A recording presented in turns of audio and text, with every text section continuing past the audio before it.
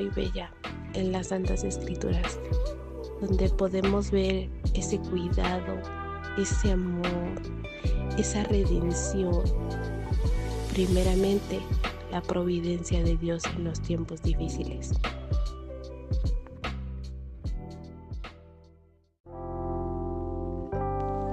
Buenos días, amadas hermanas, hermanos que nos pueden acompañar en este espacio de nuestro primer podcast del Ministerio Pedemín de este año 2026. El día de hoy nos acompaña nuestra hermana Maylet López. Ella nos acompaña desde Venezuela con el tema El regalo de la redención. Permíteme compartir contigo un versículo de la palabra que se encuentra en el Salmo 118, versículo 24, y dice: Este es el día que hizo Jehová, nos gozaremos y alegraremos en él. Ahora te pido que hagas una pausa al ruido diario para que juntas estudiemos una fascinante historia de la Biblia que se encuentra en el libro de Ruth. Hoy hablaremos acerca de la providencia de Dios en tiempos difíciles. Es una historia hermosa de amor y redención, en medio de un contexto oscuro y triste del pueblo de Israel, como lo fue el tiempo de los jueces. Hoy queremos resaltar de esa extraordinaria mujer moabita algunas de esas cualidades que tú y yo podemos aprender en nuestro rol como madres, esposas, hijas, nueras, amigas.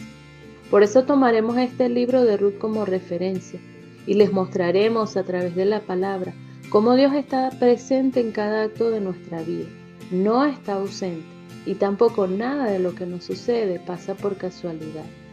Todo tiene un propósito, y la providencia divina es precisamente ver la mano invisible de Dios que va juntando cada episodio de nuestras vidas, sea bueno o sea malo, para hacer algo nuevo. En esta historia se exalta la providencia y encontramos la máxima expresión de amor a través del llamado pariente redentor o Goel. Antes ha sido mencionado en el libro de Levítico y Deuteronomio, pero es aquí en el libro de Ruth donde lo vemos personificado en voz y como una tipología de Cristo.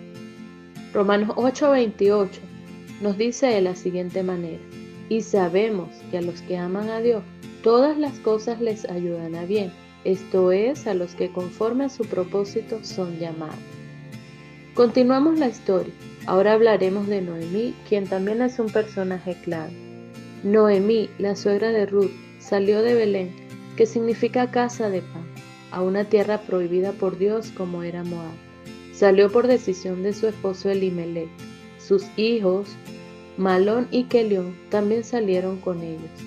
Y al llegar allá, encontraron alimento, encontraron esposa, a Orfa y a Ruth, encontraron la provisión, pero se alejaron de Dios y murieron. Solo quedó viva Noemí, cargando en ella toda la amargura y dolor que implicaba para la época ser una mujer viuda, afligida por la pobreza y el dolor de haber perdido a su familiar. Su nombre significaba placentera, pero ella pidió que la llamaran Mara, que significa amarga. Estaba confundida por el dolor y la tristeza, y llegó a declarar que Dios le había causado todo ese mal, ignorando el trabajo que Dios estaba haciendo a favor de ella a través de Ruth. Ahora veamos el papel de Ruth, una moabita extranjera. Tenía prohibido entrar en la congregación del Señor, tal como está escrito en Deuteronomio 23:3, pero solo la gracia de Dios y la fe en Él podía romper ese impedimento, y fue lo que Ruth logró.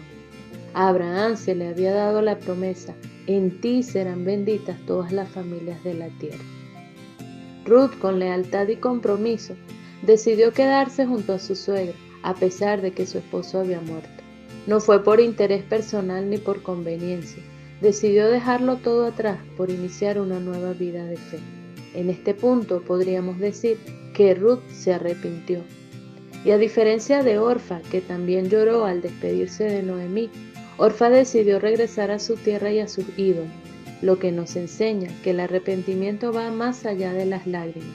Es un acto de compromiso y decisión, y Ruth hizo lo correcto, sin conocer qué tan relevante estaba siendo esa decisión aún para el futuro de la humanidad. Este acto nos enseña lo que todo creyente debe hacer al arrepentirse, dejarlo todo atrás para seguir al Dios verdadero, sin ningún interés personal o egoísta, sin esperar riquezas o promesas solo de bienestar. Ruth estuvo dispuesta a aceptarlo todo, pobreza, vergüenza y dolor. Pero Dios tenía un propósito mayor. El amor que Ruth mostró por Noemí fue suficiente para que ella volviera a creer en la benevolencia y la compasión de Dios. Dios lo había preparado todo. Ruth caminó en obediencia, creyó en el Dios de Israel y su fe le concedió lo que esperaba, ser redimida. ¿Qué nos enseña la historia? Que las malas decisiones afectan a nuestra familia y entorno, que caminar lejos de casa es sufrir dolor y necesidad, que debemos aceptar también los juicios y disciplina de Dios cuando sea necesario, que la actitud y la posición que adoptemos en medio de las dificultades es crucial para superar los problemas, tal como el contraste que vemos en Noemí, una mujer que al principio estaba dolida, amargada, con poca fe, y a su vez Ruth, una mujer diligente, resiliente, valiente y llena de fe. Pasaron 10 años para que se volvieran a Belén, la casa de pan, y tampoco fue casual que al llegar se estuviera celebrando la Pascua, donde el Señor nos recuerda que todos los que hayan sido lavados con la sangre del Cordero serán salvos. No importa cuánto tiempo nos hayamos alejado de Dios, siempre estará con los brazos abiertos para recibirnos. De Ruth podemos resaltar su fidelidad.